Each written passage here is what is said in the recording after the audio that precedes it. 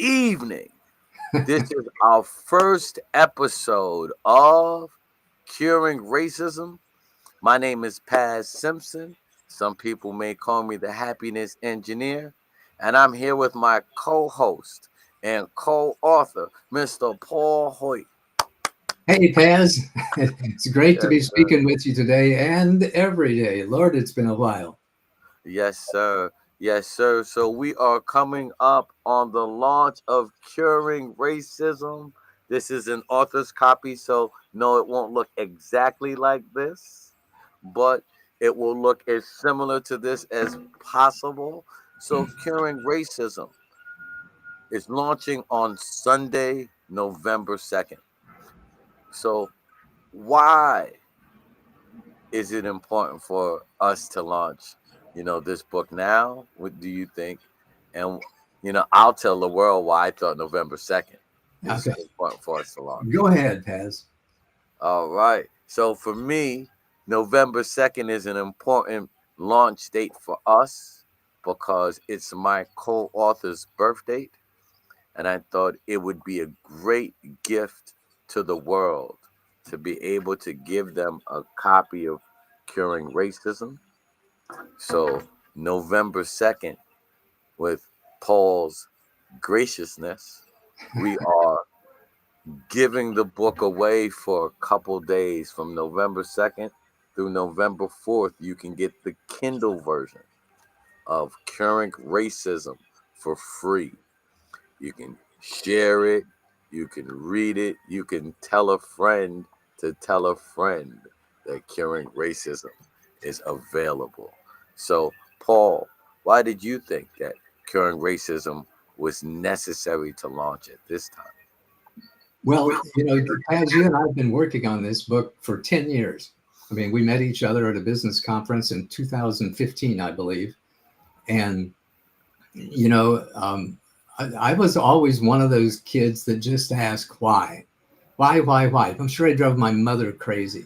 But when I met you, and got a glimpse of and within the space of your joyful positive energy, and you're calling yourself the happiness engineer, I simply ask myself the question of, why doesn't everybody love Paz?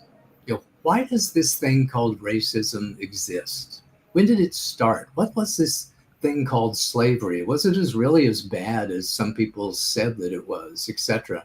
And so we started doing our research. We did all kinds of background research into the evolution of mankind, the nature of families and tribes, the history of racism and slavery around the world and in the United States, and then came out with this book just a few years ago.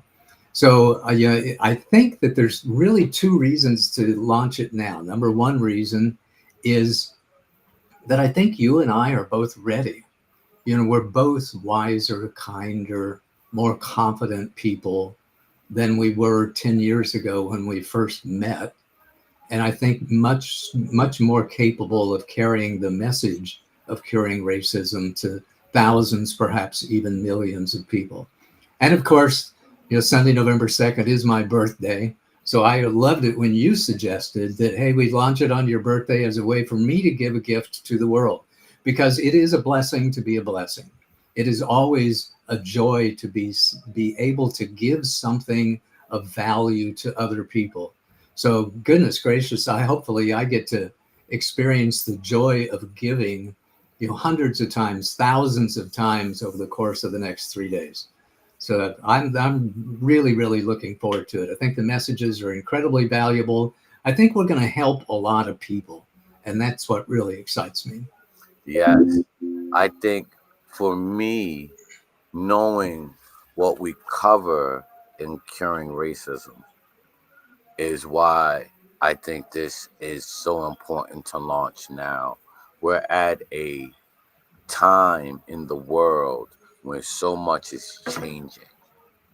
And I think that this is more prevalent now because curing racism isn't just about black and white, even though we chose black, white, and gray, right, to be our colors, right? And I think those were really significant, right? Because everything's not black and white, and there is some gray in the middle, right? but we are at an economic reset in so many places around the world, not just here in the United States. So I think this book allows us to look at the nature of who we are, especially when we're starting to deal with more people thinking in lack. Absolutely right. And when I started out with the research, it was just a black and white issue. I was just focused on racism, in the United States. But as we began to understand the causes of racism, we began to understand human nature and the tribal instinct and tribal conflict. And it really broadened that scope tremendously. There is one chapter in the book about it's just not a black and white problem. And we take a look at racism in Japan. We take a look at racism in other countries as well. As it turns out, that racism is just kind of one of those natural things that evolved as the human species has evolved. And most importantly, it's one of those instincts that we need to address, manage, and overcome. Because as I talk about in the book many times, tribal conflict is the biggest threat to the survival of mankind. It's not disease, it's not climate change, it's tribal conflict. It's our ability to do harm to our brothers and sisters. Our ability to do harm via advanced technology is vastly outpacing our ability to get along and understand. And we want to do everything that we can to help people recognize the problem, recognize the challenge, recognize the sources of that, so that we can overcome that, and our species can survive, and the world is going to be a better place for my grandchildren and your grandchildren and everybody else's grandchildren too. I love what you're saying here, because I think, and we've been blessed to have this conversation over the past decade, what it is, but I keep stressing that there's no such thing as racism. And I want us to push away from that word and saying curing racism, because it's all forms of discrimination, right? There's only one race, the human race. No matter what color, creed, no matter what size, no matter what language you speak, there's only one race, and I struggle, with that sometimes, because I know that the plight of the darker melanin forms of our species is still in its infancy, Yeah. right? To get to a point of seeing equality, but at the same time, I think it's important that we realize that it's not racism, but tribalism. Yeah. And if we can, you know, attack one set of people based on what they may look like, once that is over, it's even easier to turn on ourselves. You'll see that in poor communities. You're now seeing that, the Ukrainian war is a prime example of how that can get, so it doesn't always have to be right when it's a different color when we're attacking. Amen what, to that.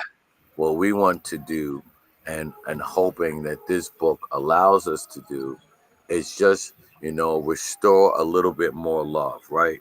One conversation, one connection, one heart at a time. I love it. Yeah, I think curing racism can be a starting point to really curing tribalism and tribal conflict. One of the sayings that you're going to hear me say a lot is that when we can learn to see through the superficial differences that divide us, that we'll be able to find the common values that unite us. When we can look at somebody else that doesn't look like us, talk like us, dress like us, or even think like us, and immediately think that, oh, those are just superficial differences. And we can immediately begin to train ourselves to look through those and understand the common values that unite us. Love for our family, wanting to be healthy and happy, wanting to just get along, wanting to have a better world for our children and our grandchildren for generations to come. Those are the common values that can unite us. And if we start from those common values, we'll be much more capable, much better at working through the issues where we disagree just a little bit. And I think it's, and we laugh at it now, but we are in, those of us who are over 40, we can say we are in the Terminator times, Mm. right? We are in the times that we thought would never happen because we saw it in the movies, right? We're in the time of the Jetsons, right? There are flying cars, even though they may not be as prevalent as they showed there. The Zoom calls were him talking to Mr. Spacely, right? There are robots, not in every household yet, but we are there. We are in the Terminator times where artificial intelligence is moving at a rapid speed. If we don't learn how to get along, it's going to be easier to divide us. You know, our machines are getting smarter and smarter. One of the things that I was talking about in teaching AI is that we're teaching AI to think, but we're not teaching AI how to care. And that's a very dangerous space to be in, because it's like this baby that we have, right? If we're not giving it any of the right, you know, care and love, right? That baby can be anything that we don't want it to be. So it's important, I think, like that's why I think this book is so important right now. I think 10 years ago when we first started the book, you know, times were changing, but they weren't changing as fast as they're changing now. Yeah, You yeah, amen to that. And you it's going to know, keep the pace of change is going to continue to increase over time as well. yeah, One of the things we try to do in the book is offer some path forward, is offer some solutions to the issue of racism. And let me give you, Paz, a lot of credit here because you're the one who came up with the tagline for the book. One conversation, one connection, one heart at a time. And that, in fact, is the solution. One conversation.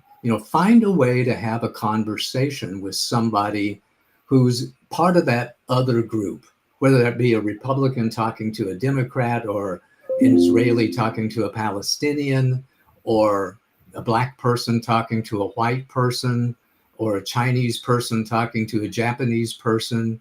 We have these natural groups that we kind of see as boundaries. Overcome that boundary. Be a little courageous. Have that conversation. Make that connection.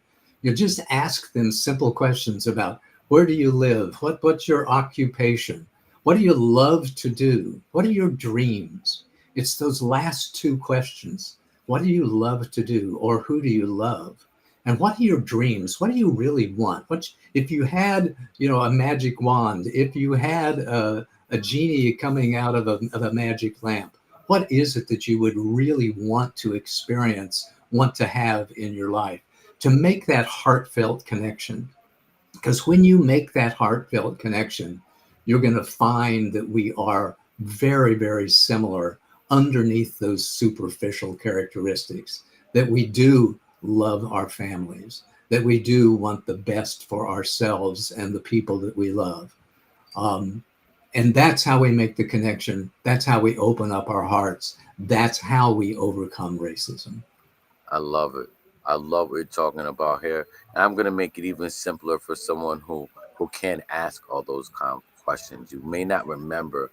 And the good thing is that even though this is live, you can go back. It is always going to be on the Happiness Engineer station, so you can see that. Well, it's labeled Curing Racism, so you can remember all of Paul's steps.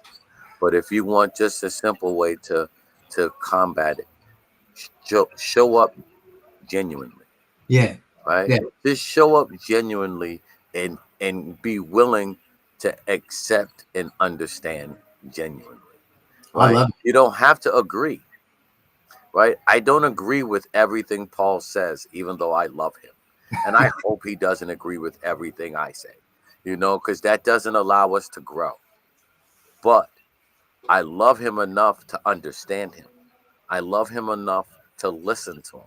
And I love him enough to respect him, to tell him, even when I don't agree, I respectfully disagree. You know, you don't have to agree with everyone. You'll find that you don't agree with everyone that looks like you. I know I don't agree with every black person, and I know every black person definitely doesn't agree with Pat's. There's no way.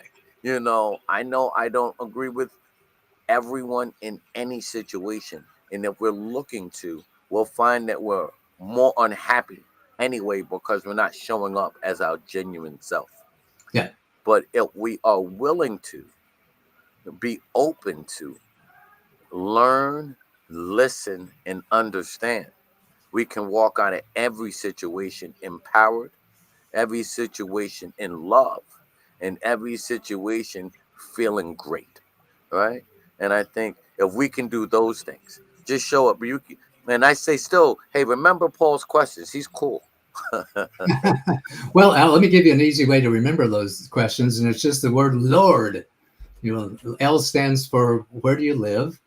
O stands for occupation. What do you do? R stands for recreation, or what do you love to do? And D stands for dreams. What are your dreams?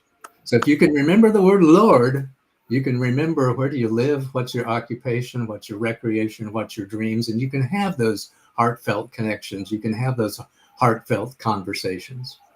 I love that. I love that. I love that. See, Paul always has a great alliteration for you. Great, he got something for you to make it easier for you to remember. So, Lord, right? What do you love? Right? What are your occupation? What do you love to do? And what are your dreams? I love That it. is, I love it. that is so amazing. You know, and if you don't want to remember, Lord, and just show up. How can I show up as my genuine self? Who are you? What most of us are struggling from is not racism or discrimination or any of the things that other people think. What we're struggling from is lack of self-confidence. So my lack of love for myself allows me to express hate towards you, Yeah. right? Amen. I love me enough that I can fill up my brother Greg Reed says, fill your cup up with love and let others bask in its overflow. That's a beautiful statement. Yes. And I repeat it all the time. Anyone if you know me, if you ever said one good thing to me once, I may repeat it 1,000 million times, you know. And that's one of those things that I've been saying probably for about 15 years since me and Greg first connected. You know, uh, let your cup be filled with love. Like, I love me enough, and I need others to say this for themselves. I love me enough for me to spare some love for you, right? I do love it. I do Right? love it. Because if you love you enough, then it doesn't matter what anyone else thinks about you because you love you, right? So you can realize that you're not everybody's cup of tea. You know, I know I'm not everyone's cup of coffee because I don't even like coffee, right? So you may not be for everyone, but you are for the people you are here for, and that doesn't have a color, right? You may be disconnecting yourself from your tribe because you're looking for them to look one way instead of seeing that your tribe, comes in all shapes, sizes, colors. I was laughing with one of with our content manager, Talisha Smith. And I was saying that our company is the United Nations, and we didn't even realize it. Right? I'm like, Paul and I are Paul's white, if you want to go that way. I'm black. Millie's Asian. Kufanja's Indian. We have a Latina. But all of these people aren't here because of what their racial background is. They're all with us because they love the love we have, the longevity that we put in. The Some of you guys, like Paul, you know, you loved the project before I knew how to love it.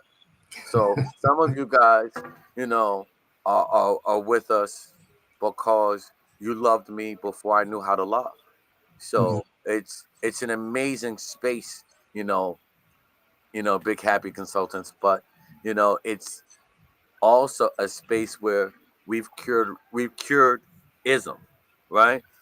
We tried to be nice to you, but the book should be called Curing Isms, right? Right. That may be the second book, right? Curing all, because that's what this book does.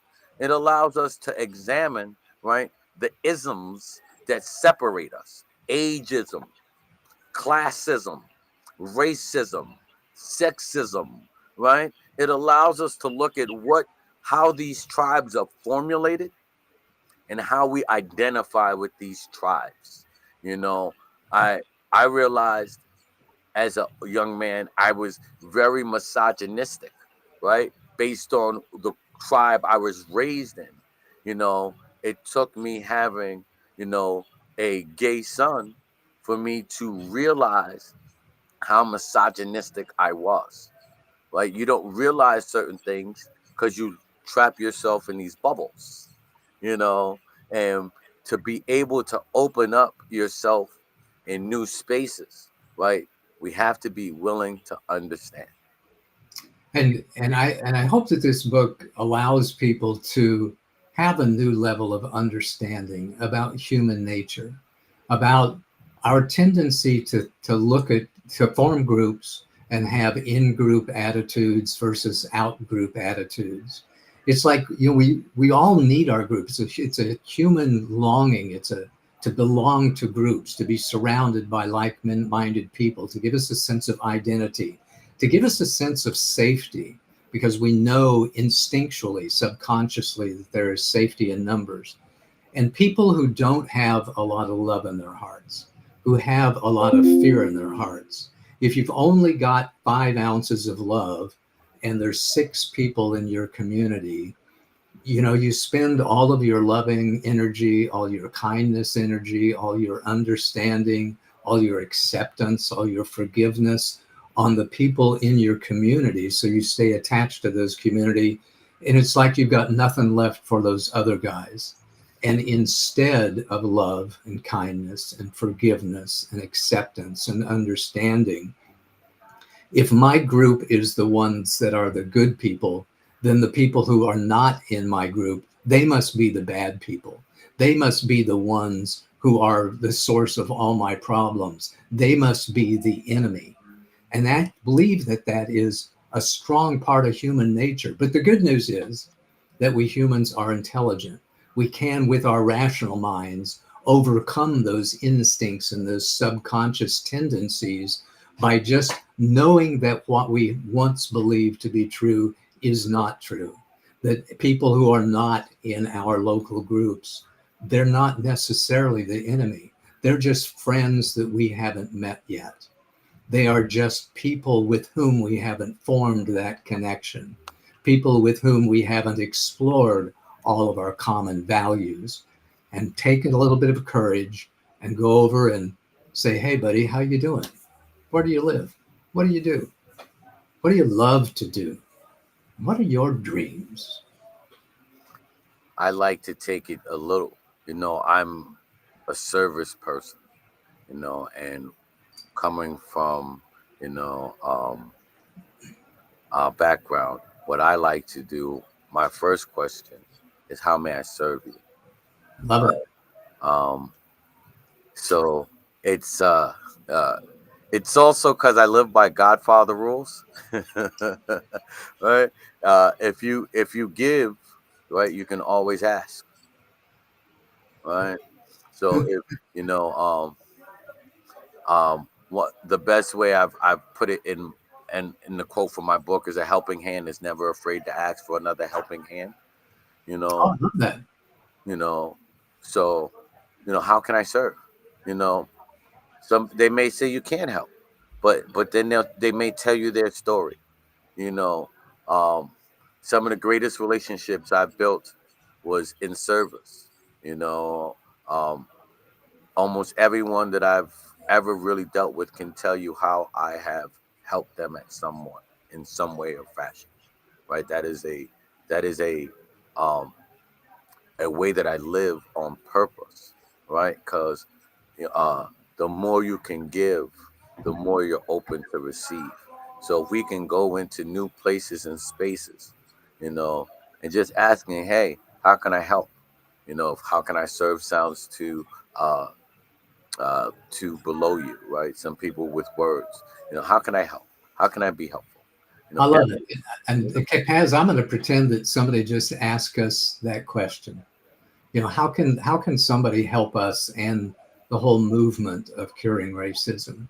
And there are several different ways. Number one way is, let people know about it. When we launch the free Kindle thing on Sunday through Tuesday, let your friends know about it. Download the book. Just start to read the book. It's a simple book. It's an easy book, and it's a book that you can make a heartfelt connection with very, very quickly because of the little introductory paragraphs that start each one of the chapters. Little emotional, heartfelt stories that'll help you form a heartfelt connection with the book. So share the book as much as you possibly can. And then, what's next for us is a podcast that we want to do on a weekly basis where we can share stories of inclusion and connection and just explore the whole human nature thing and that. And I think another way that you can help is the whole concept of diversity education to help us take this message to companies, to corporations, to school systems, to other organizations about diversity education. In the 60s, we had a movement here in the United States called the Civil Rights Movement, which was really born, I think, out of World War II and the fact that so many people, white people were fighting alongside darker skinned people, and they got to see through those superficial boundaries. Then we began to open up and allowed dark skinned people in athletics, in baseball, and in football. We began to desegregate as we could. And we had this movement, I think, this recognition by the majority of the United States that we had done wrong, that slavery was wrong, that putting people down, disparaging people because of the color of their skin was a wrong thing to do, and trying to find a way to compensate for that. We decided that segregation was not equal. We decided that we should have a Voting Rights Act. We decided that discrimination was not fair. We passed laws. We began diversity, equity, and inclusion programs. But lately, the white right, I believe, has decided that in our attempts to do right by those people to which we had done wrong in decades and centuries past was somehow doing wrong to the white people, to the people in the majority, that we can no longer afford. We are too fragile. We are too important to try to compensate and even the scales.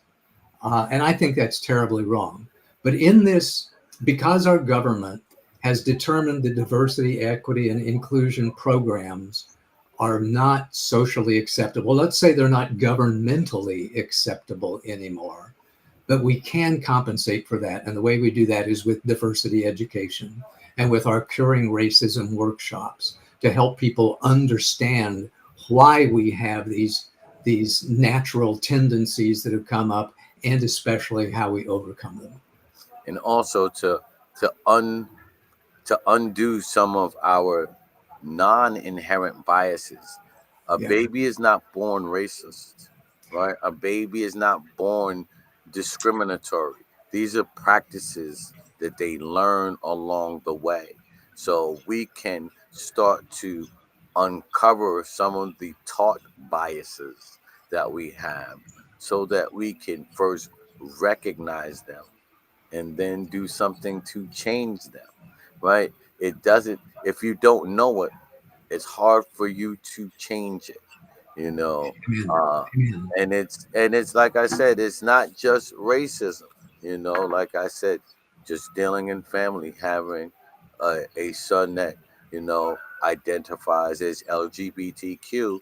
My family realized some of the things that we learned, you know, was anti that. And now, how do we open up so that we can be more loving and more caring, to a member of our family, right? I love that. Because, no matter what, he will always be my blood. So you have to learn, right? So there's some biases you don't even know you have. They've been taught, So what curing racism allows us to do is have these conversations, right? To build these connections so that your heart can be added to, like, this heart of love that can be another beacon to share in your spaces and in your places, right? Because me and Paul can't be everywhere, but this message can travel everywhere with your help. I love it. And let's wrap it up, Paz. We've had 30 minutes or so. We invite you all to attend to our podcast, to listen to other conversations, to join in those conversations, to invite other people to perhaps be guests on the podcast and talk about their experiences and their understanding, to offer their wisdom to help our societies overcome tribalism and tribal conflict, etc.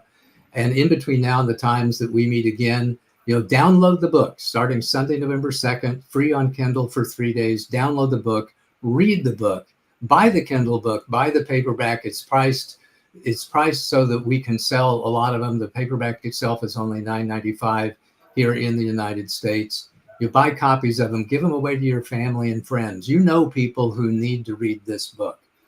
Tell them to download the Kindle book, buy the book, give it to them, and begin to have those heartfelt connections, those heartfelt conversations with them that'll make a difference in the world. Yes.